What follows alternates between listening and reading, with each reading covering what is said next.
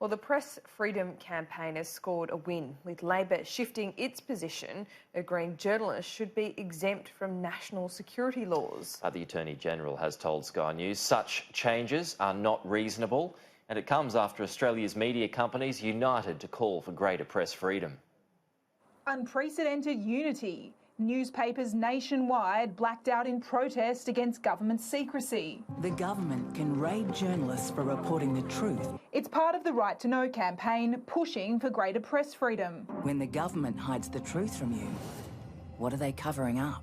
Journalists added their voice to the condemnation as media executives called on politicians to act. In our democracy, scrutiny must take precedence over secrecy. They're pushing in part for journalists to be exempt from national security laws, and it's forced Labor to have a change of heart. Because clearly this government hasn't understood the discretions that are there. Only last month, Mark Dreyfus argued exemptions could have unintended consequences. You are now saying there should be an exemption for journalists in the course of their day-to-day work. It's not a blanket exemption.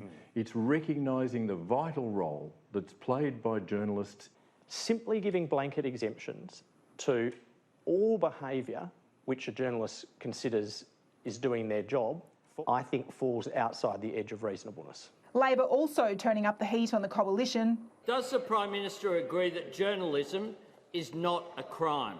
People should not be prosecuted for their profession.